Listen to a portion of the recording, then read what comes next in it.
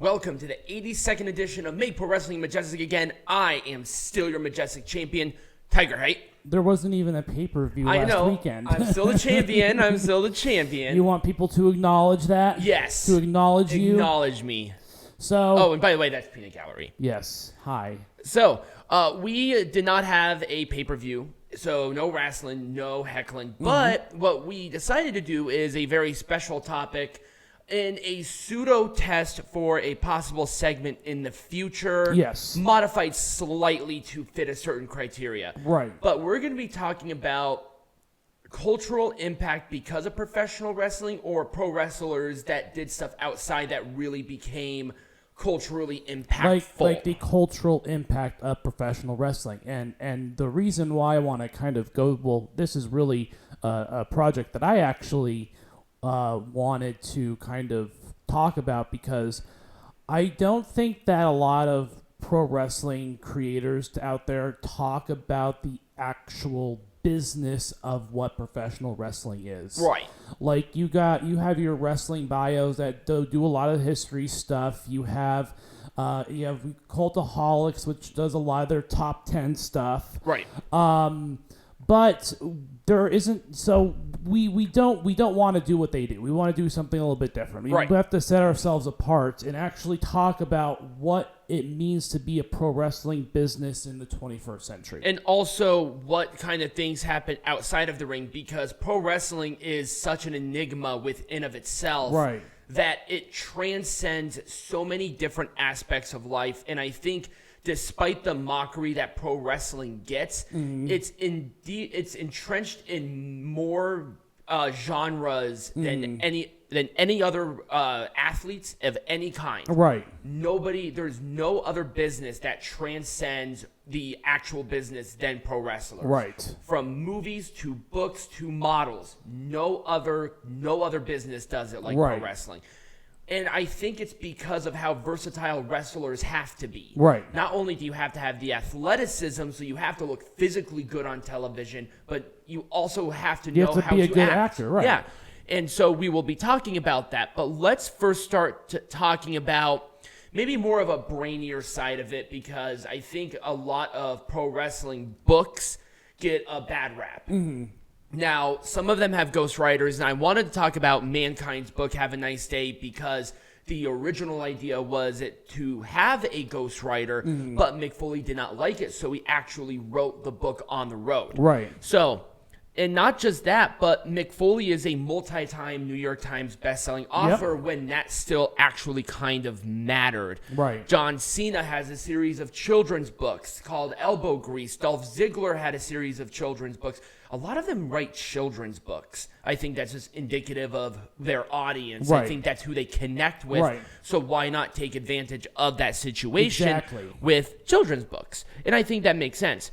One of them that I also did want to talk about was Lou Thesz, and he wrote a book called Hooker. And this was groundbreaking, not just because it was one of the first wrestlers to write a book, but Lou Thesz really took a deep dive into the back end of the business in a time when kayfabe was still strong, and Lou Thesz was very controlling on kayfabe. He really did not want to break kayfabe in any capacity. And I think that's why this sort of phenomenon only became recent after kind of kayfabe died. Right. Because when you have kayfabe, you can only do so much if you're trying to keep that facade up. Right. And this is one of those things where it's like, well, it's a good thing that we all know that wrestling is fake, because that kind of opens the door for people to be a little more authentic with themselves. And in book, and I know for a fact in book sales, and I have people that work in stuff like Barnes and Noble, and they're like, wrestling books when they're released are generally the most popular books of any genre. And it's very interesting that so many people want to absorb wrestling like that. Right. And there's really no other thing that does it, that transition between I think books. a lot of it has to do with the allure of what wrestlers' lifestyles are like. Right. Oh, and also, I didn't even think about this, but Muscle and Fitness always has wrestlers on their covers and having their stories be told, because they have to look presently strong. Right. So there is a different diet. There's a different athletic ability there. Right. And I think that they're just more open to doing that kind of stuff. So it's just, this is just one aspect is books. But let's talk about video games. Now, there are the wrestling video games of the past. The first one was called Micro League Wrestling that WWF made for the Commodore 64 back in 1989. Right. But let's not just talk about actual video games. Oh, I know. It's a good jump start point because pro wrestling games, once again, are one of those that even if you're not a fan of wrestling, video games have that allure. And they were inspired. They inspired a lot of the action games that we have now. Right. And like Tekken is almost a direct because there's so many influences within Tekken itself that had it. Obviously, the New Day were in Gears 5 where they lent their likenesses and voices to a DLC pack, which I heard was extremely popular because this is when New Day was at the height of its popularity. Tekken 7, which I think right now is the most sold Tekken game of all time, and that one had Bullet Club shirts and masks and a bunch of stuff that you can customize your character with. And there was a lot of people who had alternate costumes. And when we talk about Tekken, think of one of the most recognizable Tekken fighter, King, the Jaguar pro wrestler. Right. And that was directly based on Tiger Mask. Yeah. So, and I think this is just another big influence there. And, other wrestlers voice people within the business itself. Sheamus did voice work for, I think, Call of Duty. Yeah, and I think a lot of that, again, has to do with their ability as actors. Right. And I think that's another thing that you got to put in here. And we're going to be talking about something a little more close to home here as it relates to that acting chops. But you're right. To portray some sort of emotion is something that wrestlers do on almost a daily. Yeah. So, and I think it's just incredible to see where wrestlers are now. I mean, Gears 5, Tekken, those are not small. But remember that they're also playing video games too. Right, with Xavier Woods with an extremely popular YouTube channel. You have wrestlers who do streams on Twitch all the time. Yeah. And it really is another way to connect to an audience. And generally, wrestler streams are some of the most popular because it's a way to interact with the actual person. Right. And they know how to portray certain aspects of what streamers are supposed to do. Right. Because not everybody can be a streamer. Right. So, and I think, once again, that acting chops. Right. You have to be good at that to be a good pro wrestler. Let's talk about television shows.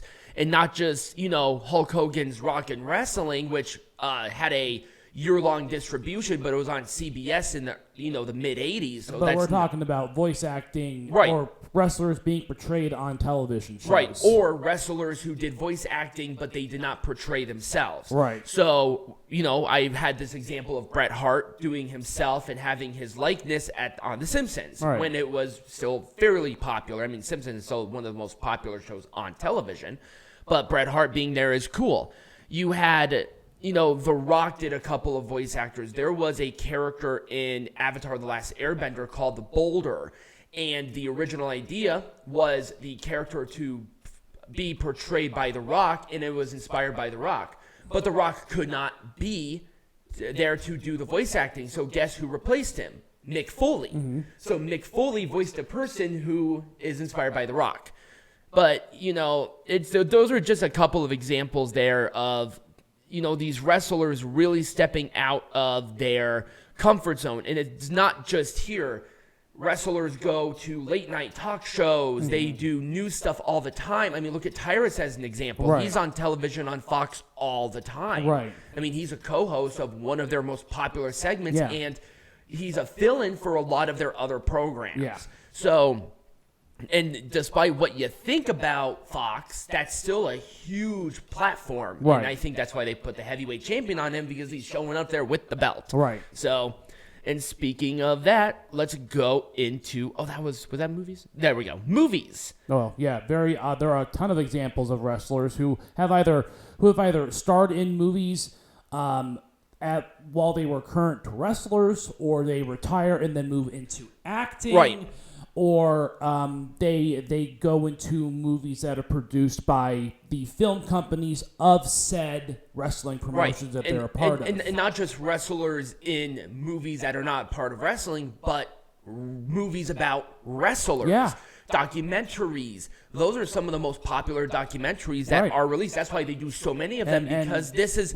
People, you unveiled kayfabe already. People want to understand the life of this, right? And then even other actors who portray wrestlers. We cannot forget about Mickey Rourke, right? Mickey Rourke in The Wrestler. There was a 1985 version of The Wrestler that had people like Lou Thesz and Vern Gagne and stuff like that. But here's a question: who are the 3 biggest actors, the hottest actors in Hollywood right now? Well, obviously, The Rock is one of them. Yep, John Cena is one of them, and Dave Bautista. All 3 of them are former pro wrestlers. Yep. You had Ronda Rousey showing up in Fast and Furious. She was still in UFC, but I think she was in the transition between those two. Yep. You had Hulk Hogan in Rocky 3, being portrayed as Thunderlips. Really...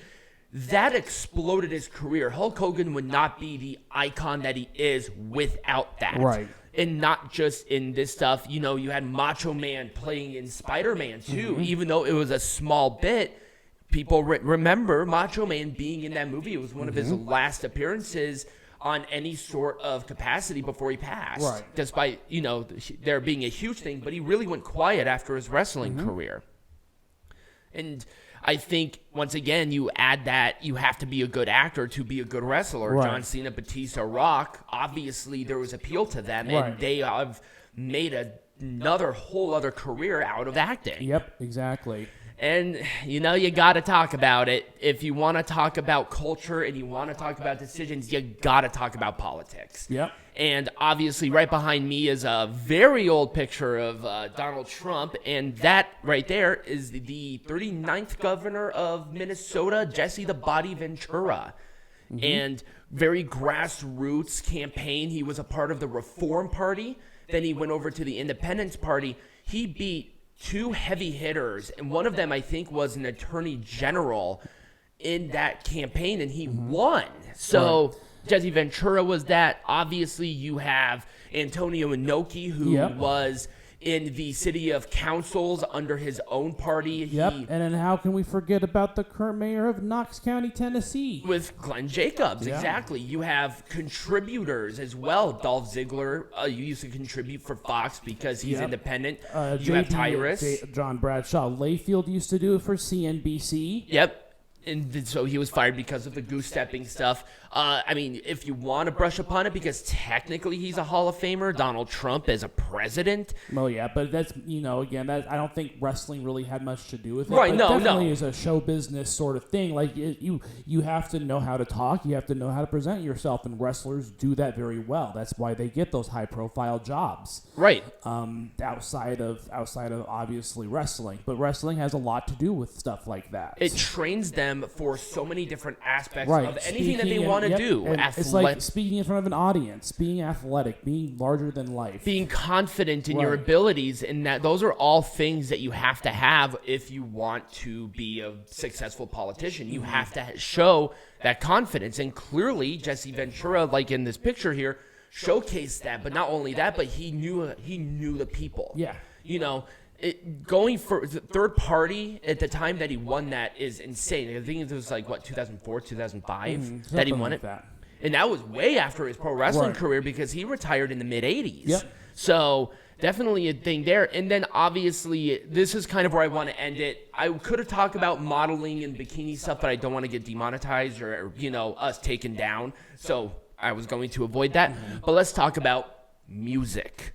Obviously, Cyndi Lauper's Girls Just Want to Have Fun, the video in 1983 with Captain Lou Albano and her connection with WWF. Are there any wrestlers who have gone on to have singing careers? Because I can't think of any off the top of my head. Swerve Strickland has his own stuff. Okay. Leo Rush has his own stuff. But they're not like big names like you would associate with someone who is a wrestler. No, not yet. I think there are some that are starting to climb within that. But wrestlers certainly, again, they have that talent for acting, for portraying a strong voice. Now, if you want to consider Billy Corgan Hogan, because he's on this list, because obviously the leader of the Smashing Pumpkins. Right, but he's not a wrestler. He's just a wrestling promoter. Right, but I mean, it's still a part of the business. Yeah. It's still something very significant, and it's like that crossbreeding.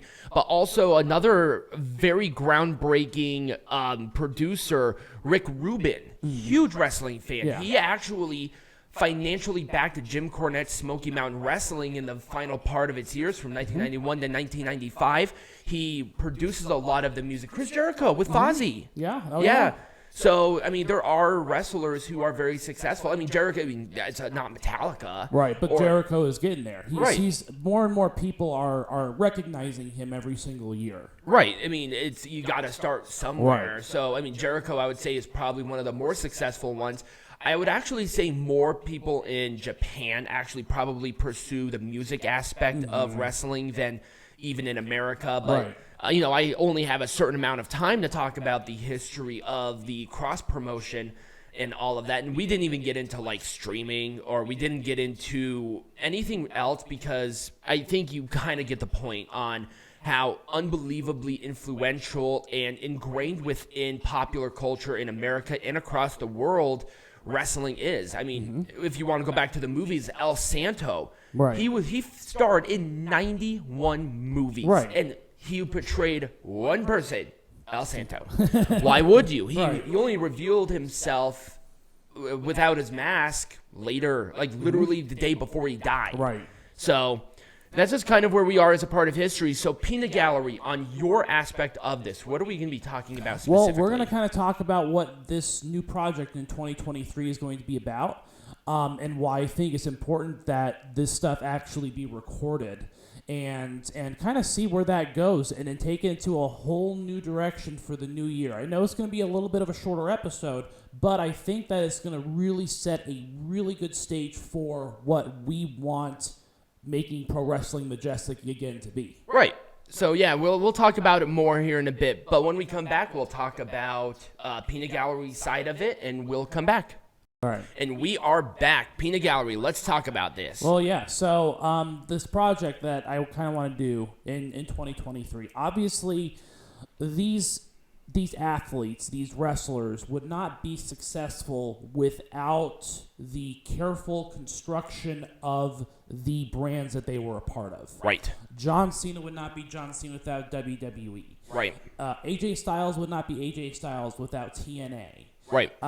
You give these athletes a platform to stand on and make them shine through that platform. So what I want to explore when it comes to the cultural impact of professional wrestling is I want to go through company by company, looking at all of the ways in which they gave these athletes the opportunity to make an impact inside of the ring and outside of the ring. Right.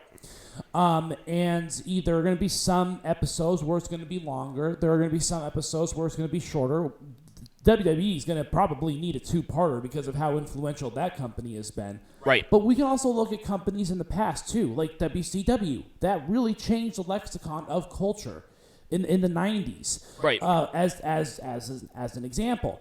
And that's kind of the direction that I kind of see this project going through. And of course, we're still going to do our regular pay-per-views and reviews and stuff, but making Pro Wrestling Majestic again, that's all a part of it. Right.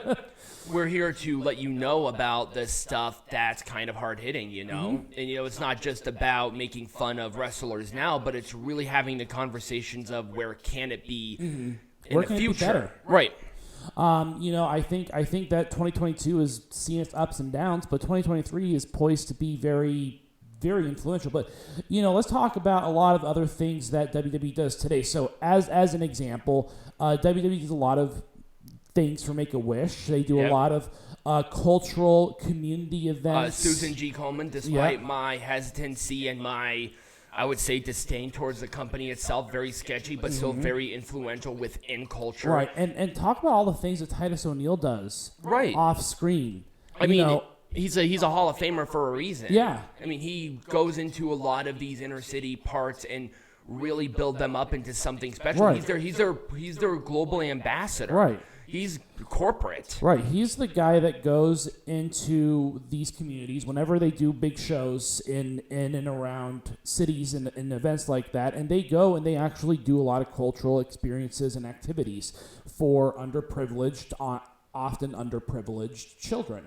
And not just here, but around the world. Yeah. Like I said, he's a global ambassador, so he is everywhere and anywhere as it relates to this. Yeah, and I just saw him on. I don't remember. I was at the gym, but I saw him do like some sort of pie tasting contest in Tampa, and I'm like, "Is that Titus O'Neil?" It's like, "Yes, it is." Yeah, no, I mean, he does most random things, but he's on television. He's doing stuff on national television. He's representing the company in a way that's different, and once again, he's going after people who may not have as many opportunities because, as Titus O'Neil never did, his mom gave birth to him when she was 14. He grew up in poverty. He understands some of these areas, and he really knows how to connect with them. So I think this is kind of where Titus needs to be. I mean, if I'm not mistaken, they renamed the middle school that he went to after him. Yeah, I can't remember exactly if it was the middle school they went to or if it was another middle school that they built. But anyways... and another thing too that we also have to talk about is just the global reach as well of many of these companies. And I think this has nothing to do with anything here, but because Saudi Arabia was here, there's already a change within it because the military police has been disbanded in Iran. Right. That was today. So there is already that change, and I think WWE. I wouldn't say they should take credit for it, but I think they really push that boundary. They're a cultural force upon the world that they inhabit. Right, and people say, "Oh my God, it's such a bad thing. It's all blood money." But it's like, look at the showcase on what they're doing here. I mean, even then we can talk about Rinka King. That was a groundbreaking television project spearheaded by TNA back in the day. There's a lot that we can talk about with a lot of these things because there's so much that wrestling has contributed to the wider culture that is a part of. Not just here in America, because this is the most that we're exposed to, but the world. Right. And then, of course, looking at other sports as well and how wrestlers have impacted the perceptions of other sports too, like MMA. Yeah, Brock Lesnar, Ken Shamrock, Ronda Rousey. It's like they went from not Ronda Rousey, but they went from MMA to pro wrestling back to MMA, or from pro wrestling to MMA, became very successful. And it's like, if these are the kind of people that pro wrestling is really starting to pump out, what else is there? Bobby Lashley has an undefeated streak. Batista did a little run with it. Bobby Fish is doing boxing now. Marty Scurll is doing kickboxing now. So there was a lot of cross promotion there. Yeah. So at the end of the day, I think that I don't see a lot of this happening on YouTube, where they actually go through modern, current, and former professional wrestling promotions, but really looking at it from the business side of it. Right. Most often we talk about what happens inside the ring and how we can make it majestic again. But why don't we step outside of the ring and see how it is being made majestic? Right. And how it is impacting the world around us. Right. I think I'm pretty much done at this point, but you want to run down kind of what's going on for the rest of the year? Yes. So we already have quite a bit. Yep, we have a game plan. So next week, we're obviously going to be covering Deadline and Final Battle. So that will already be taken care of for next week. We will have the Best of 2022 award the week after. Yep. And then the Worst of the week after that. And for the Best of and Worst of awards, we're going to do a little bit of a different format in that we are going to also at the same time talk about what was the best of, not just the awards, but like why, and then kind of merging it all together and talking about what went well in 2022, just in general, and why it went well and how it went well. Obviously, we've seen a lot of good changes happening in 2022, but we've also seen a lot of bad in 2022. Exactly. And we want to talk about what went bad in 2022. How could we have made it more majestic? Right. So A little bit of a different format than what we've done in years past, but I think it will kind of all flow together. Yeah, let us know what you think in the comments down below or in the chat wherever you're listening or watching us on. If you did enjoy, remember to like, follow, or subscribe, depending on, once again, where you are, and share it with your friends and your family. That would be awesome. Become a patron at patreon.com/MPWMA, or click the link next to down below in the description, or scan the QR code right next to me and Peanut Gallery. That kind of gets you to all of the social media links and all of the links for all the channels. And as always, be majestic.